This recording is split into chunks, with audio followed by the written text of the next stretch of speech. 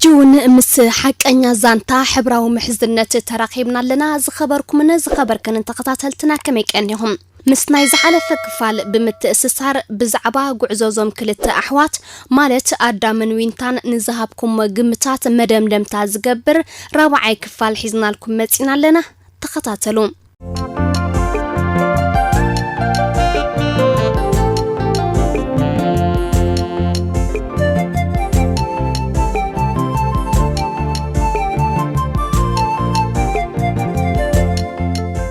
يعللو كوانت نبرو وينتاغن كم قدماي نبرتن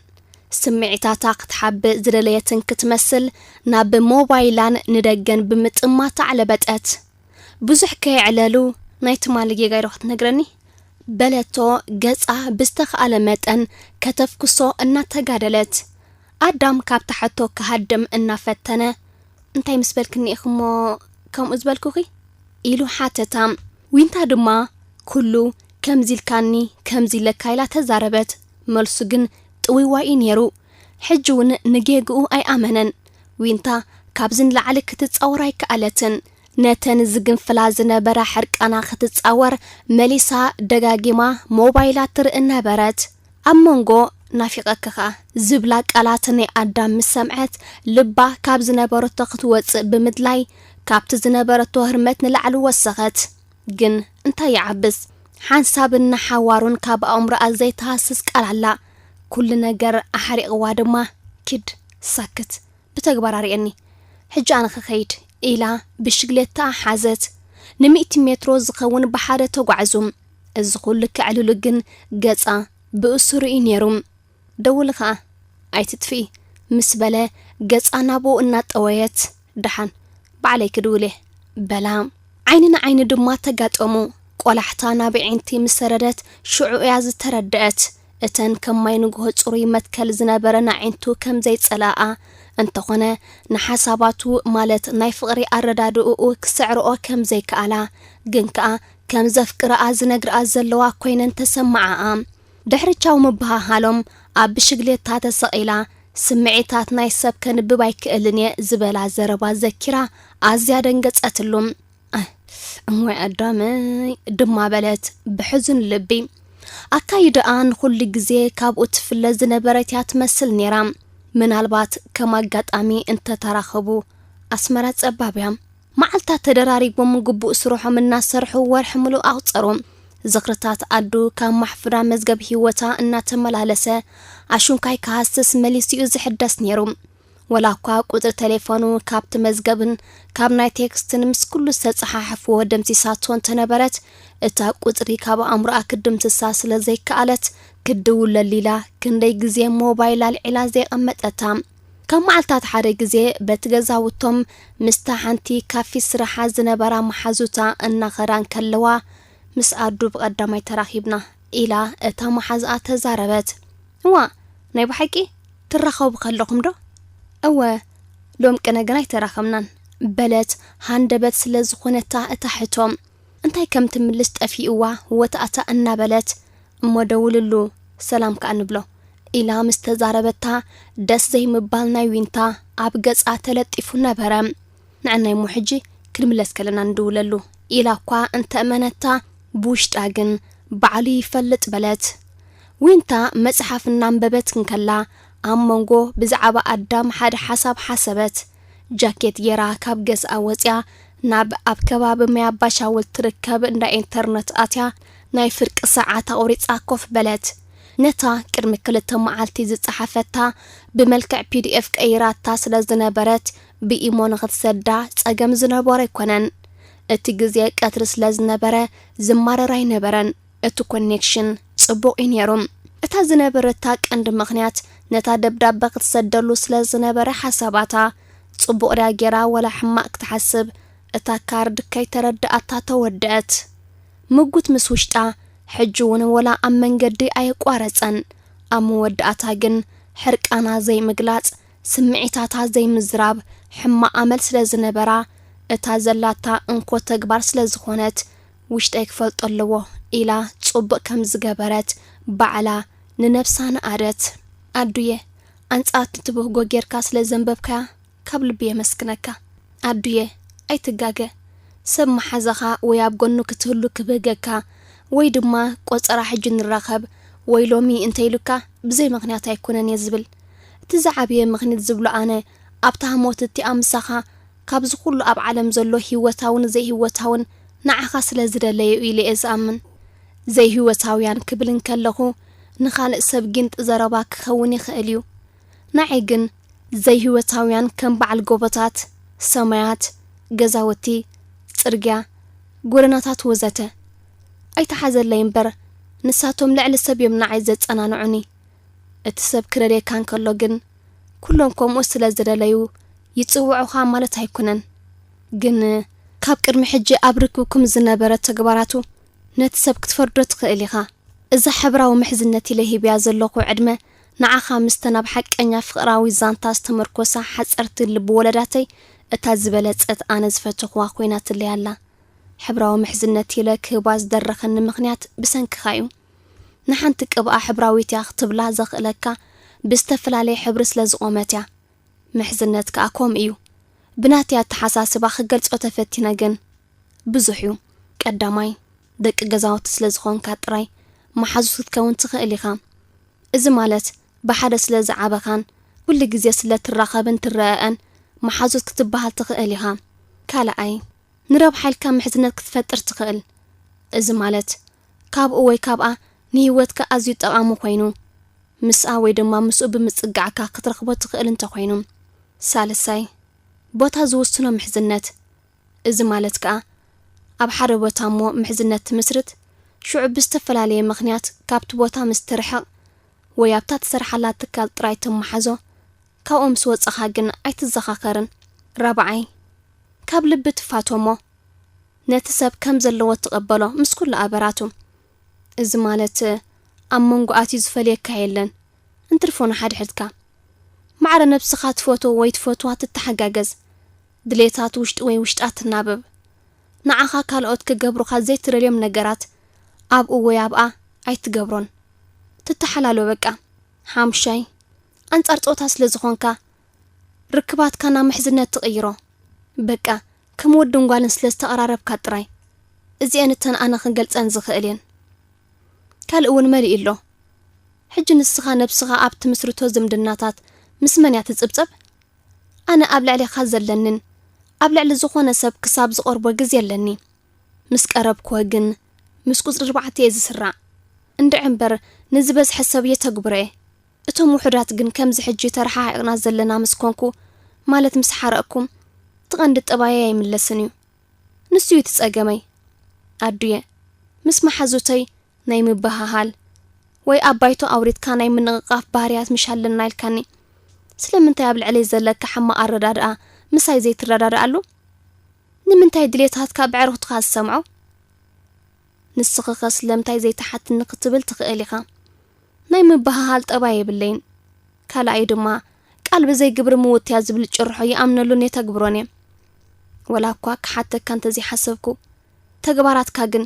እቲ ዝዓበየ ሕቶ ዘይብሉ መልሲ እዩ ነይሩ ከመይ ከምኡ እትብልና ፈለጥክኒ ጠባየ ትብል ትኸውን ግን እዚ ሕጂ ምጽኢኻ ዝነበርካ ሓድሽ ጠባይ ካብ መጀመርታ ከምኡ እንተትነብር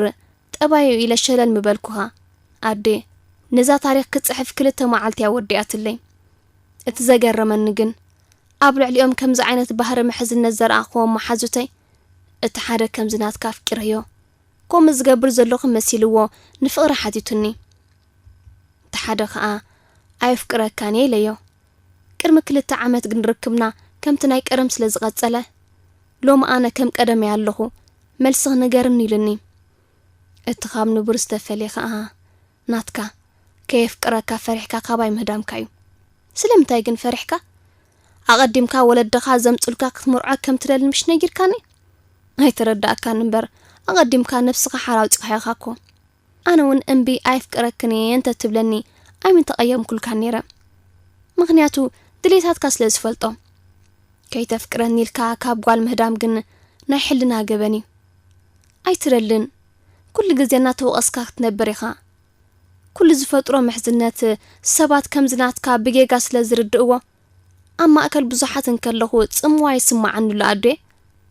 ስለምንታይ ናይ ውሽጢ ነግረካ ኣለኹ ኣይተረዳእንን ግን كل ጸገመይ ንስኻ ክትፈትሓለይ ሙሉእ እምነት ስለ ዝነበረኒ ክኸውን ኣለዎ ይቕሬታ ግን ኣዱየ ንለባማ መተሉ ንዓሻ ደርጓሓሉ ከይከውን ህይወትካ ይፈርሕ ኣለኹም ምሳ ዋልድ ብብዝሒ ቅረብ ከተፍቅር ከም እትኽእል ንሓንጎልካ የእምኖ ኣፍቅር እሞ ሓዳር መስርት ኣይኮንኩን ዝብለካ ዘለኹም ምክንያቱ ሓዳርን ፍቅርን በበይኑ ስለ ዝኾነ ኮይስዶ ይቐኒለይ ኣብ ህይወተይ ፍሉይ ታሪክ ስለ ዝሰነትካ ወትሩ ከም እትዝከር ኮንካ ኣለኻ ኣዱየ ኣይተሓዘለይ ሕማቕ ጠባይ ኮይናት እኒአካ ባኻ ርሒቐ እንተ ሓሪቐ ወድየ ስምዒታት ውሽጠይ ተረዲእካ ኣይትቕየመለይ እንትኸውን እምበር ዝናፍቆ መልክዕካ ወትሩ ኣብ ዕንተይ ንኣእምሮይን ኣሎ ኣዱየ ልዕሊ ዓቐን የፈትየካ ከምቲ ዝፈራሕካዮ ምናልባት ኣነ ካብቲ ሰብኣይ ክውን ኣለዎ ዝብሎ ጠባይ ዝበዝሕ እኳ እንተሃለወካ እተን ቀንዲ ዘድልያን ግን ኣብ ልዕለይ ተገዳስነት ጌጉ ኣሚኑ ነብሱ ቀፂዑ ዝኽእልን ስምዒታተይ ዝርዳእለይ ነርካ እንተትኸውን ብፍቕርኻ ምተጸለልኩ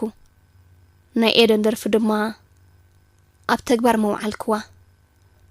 በቃ መቐየርክዎ ንሕግ እንዳባ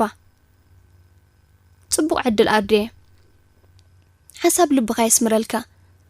ምስ እትደልየኒ ግን ከይተሰከፍካ ደውለለይ ክልተ ኣዳወይ ዘርጊሐ መርሓባ ኢለ ክቕበለከ ኮይስዶ ወላይ ትፍተወኒ ኣይትጽልኣኒ ግን ፕሊስ ዊንታ ካብ ሰባት ክትሃድም ኢላን ሓድሽ ህይወት ክትምስረት ብምሕላንን እኳ ምስ ኣሕዋታ ሴም ካርድ እንተተቐያየረት ንቑሩብ መዓልታት ቁጥር ቴሌፎን ኩሉ ስለ ዝረምሰሰቶም ናብ ዝኾነ ክድውል ኣይከኣለትን ግዜ ነዊሑ መዓልታት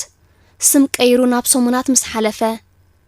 ዝደወለልክን ዘይትፈልጦ ኣይትቀበለኦ እኳ ኢላተን እንተነበረት ምስ በዝሐ ግን ክነግረኣ ጀመራ ኣብ ሳዋ ስለ ዝነበራ እተን ክልተ ንኣሽቱ ኣሕዋታ ኣብ ዝደወለትሉ ክስቶ ከምዚ ልኪ ኩስሮ ደውልለይ ልኪ ኩስቶ ወዘተ ዝብል ዘረባታት ምስ በዝሐ እታ ዘይትጭክን ልባ በታ ሓዳስ ሴም ካርድ ንገሊኦም ክድውለሎም ንገሊኦም ቴክስት ክትጽሕፈሎም ክትብል ናብቲ ናይ ቀደም ህይወታ ተመልሰት ኣብዛ ሰዓት እዚኣ ግን ሞባይል ምቕያር ትርጉም ከም ዘይብሉ ኣሚና ነታ ሴም ኣውፅያ ኣቐመጠታ ነታ ቆፎ ግን ከም መስምዕ ሙዚቃ ተጠቐመትላ ካብ ገዝኣ እኳ ንኻልእ ምኽንያት ኢላ እንተተዛወረት ካብ ከባቢ ገዛውቱ ዝናፍቆቶ ሰብ ከይረኣየቶ ክትምለስ ኣይደለየትን ከይትድውለሉ ኣይትኽእልን እያ እንታይ ትገብር ከይወሰነት ግን ኣእጋራ ስኢለን ይስጉማ ነበራ እቲ ኹልነት ግን ካልእ ነይሩ ከምዚ መላእኽቲ ከይተቋፀሩ ይራኸቡ ሰይጣውንቲ ግን ተቋፂሮም ይጣላለሙ ዝዓይነቱ ሃንደበት ኣብ ኣንጎሎም ምርኻቦም ወላና ኣዳም ይስምባደ ፈጢረሉ ሰላምታ ዊንታ ከም ተራ በንጻሩ ኣዳም ግን ካብ ሕሉፍ ንላዕሊ ነይሩ ምልውዋጥ ሰላምትኦም ኣብ ማእከል ጎደና ስለ ዝነበረ ናብቲ ኩርናዕ ፓሎ ገጹ ብኢዳ ሒዙ ሰሓባ እቲ ከባቢ ጸልማት እኳ እንተነበረ እታ ብድሕሪኡ ተወሊዓ ዝነበረት ናይ ካንቾሎ ልቺ ጽቡቕ ገይሩ ፍረ ገጻ በቲ ናይ ርእሱ ጽላሎት ከልኪልዋ ክሪኣ ስለ ዘይከኣለ ብኽሳዳ ስሒቡ ኣብ ኣፍ ልቡ ኣጸጊዑ ኣጥቢቑ ሓቆፋ እቲ ኩነታት ኣየር ንኣዳም ክሕግዞ ዝደለየን ክመስል እቲ ኣብቲ ከባቢ ዝነበረ ጫውጫውታ ዝሒሉ ወላ ፍሽፍሽታ ንፋስ ዳሃዩ ሃጠመ ክሳዱ ፈልዩ ኣቕኒዑ ዊንተይ ጠባየ ስኩፍ ኮይነ እምበር ካብ ልቤ ዘፍቅረኪ ኢሉ ክዛረብ እንከሎም ኣዒንታ ብንብዓት ቀንበይበ ኢለን ነበራ ቀጺሉ የፍቅረኪ ዊንተይ ናተይ ናይ በይነ ይባኹኒ በቃ ናይ ብሕተይ እዚ ክብል እንከሎም ውቅዒት ልቡ ድግድግ እናበለት ከም ናይ ሰዓት ምፍቃድ ካልኢታት ቀልጢፋ ክትውስን ግዜ ይቆፅር ዘሎ ኮይኑ ስለ ዝተሰምዓ ካብ ነብሱ ተፈልያ ነተን ንብዓት መሊአን ክፈሳ ጀሚረን ዝነበራ ኣዒንታ ርእሳ ኣድኒና ድሕረ ምሕባስ ዓይኑ እናጠመተት ኣነ ግን أيفكركاني بمبال نبينو قديفاتو تعزرت زي خبركن انتخطاتلتنا وينتا صعنت نايزي جناي جنكا ناتو زخونه مقرت زلو مفصمتا نختراغفيا مسلني نززانتا نباخما بيلاتهم بزخونه كميزا امسل مزازمي تصبيخم نيركم تخونو كمزني ادم بحر زلكم دق تبعتو يخه اللهم دو سلامنتاي جنكم تخونو እዚ ባህር እዚ ኣብ ቅድመ ደቂ ኣንስትዮ ብኸመይ ዓይኒ ከም ዘጠምተኩም ከ ትፈልጡ ዶ? ክቡራንን ኣብ መንጎ ፍቕርን ጾታዊ ምሕዝነትን ዘሎ ፍልልይ ምናልባት ኣብ ቀጻሪ ምንጭታት ተወኪስና ከነቕርበልኩም ክንፍትን ኢና ብወገንኩም እትህብዎ ሓሳብ ክንሰምዕ ግን ባህ ምበለና ብዛዕባ ሕሉፍ ፍቕራዊ ህይወትኩም ኮነ ንእስነትኩም እንተ ትዕልሉና ከእሞ ንኹልና ጽቡቕ ምኾነ فتو صلقو حلف قعزة هيوتنا كلاتنا انت زتنتن ولاوكا انت زي تحاتمه متترخة نموخانو حاسبكم ولو تفلتو بلو هاي كم حواتن احاتن قالاتكم اي تبقاقو موساد رايا تفتو مهابون تلامدو كميس كاب ام موساد ام مقبال زيارة برخت سلازلو ودحانكم